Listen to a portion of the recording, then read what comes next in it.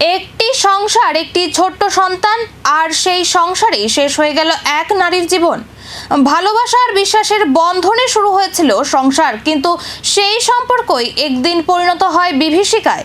পারিবারিক কলহের জেরে স্ত্রী প্রতিমা নাথকে কাঠের তক্তা দিয়ে বেধড়ক মারধরের অভিযোগ ওঠে স্বামী প্রদীপ নাথ চৌধুরীর বিরুদ্ধে। 2024 সালের 5 এপ্রিল গভীর রাতে ঘটে সেই নৃশংস ঘটনা। গুরুতর জখম অবস্থায় প্রতিমাকে উদ্ধার করে প্রথমে খোয়াই জেলা হাসপাতালে, পরে আগরতলার জিবি হাসপাতালে পাঠানো হলেও অতিরিক্ত রক্তক্ষরণে পথেই মৃত্যু হয় তার। পরদিন নিহতর বাবা প্রহ্লাদ নাথ কল্যাণপুর থানায় খুনের অভিযোগ দায়ের করেন। পুলিশ তদন্ত শুরু করে গ্রেফতার করা হয় অভিযুক্ত স্বামীকে।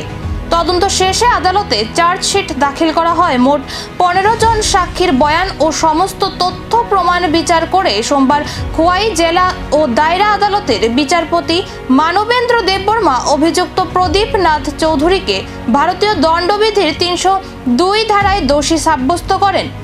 আদালত তাকে যাবজ্জীবন কারাদণ্ড, 10,000 টাকা জরিমানা এবং অনাদায়ে অতিরিক্ত 6 মাসের কারাদণ্ডের নির্দেশ দিয়েছে। একটি পরিবার ভেঙে গেল, মায়ের স্নেহ হারালো একটি শিশু। গৃহস্থ হিংসা শুধু একজন নারীর জীবনই কেড়ে নেয় না, ধ্বংস করে দেয় একটি পরিবারের ভবিষ্যৎ। আজকে কল্যাণপুর পিএস কেস নাম্বার 6/2024 এই মোকদ্দমায় মাননীয় ডিস্ট্রিক্ট অ্যান্ড সেশন জাজ মানবেন্দ্র দেববর্মা মহোদয় রায় প্রদান করেন।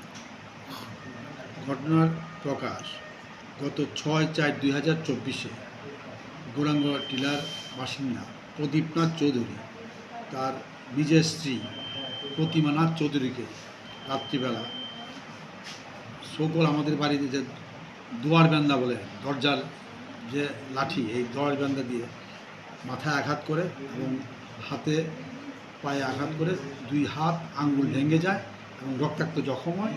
পরবর্তী সময়ে ফায়ার ব্রিগেড এই মহিলাকে খোয়াই হসপিটালে। রাগের মুহূর্তের একটি সিদ্ধান্ত কেড়ে নিতে পারে একটি প্রাণ, ভেঙে দিতে পারে বহু জীবনের স্বপ্ন। তাই নীরব নয়, গৃহস্থ হিংসার বিরুদ্ধে হোক প্রতিবাদ, কারণ নিরাপদ পরিবারই নিরাপদ সমাজের প্রথম শর্ত।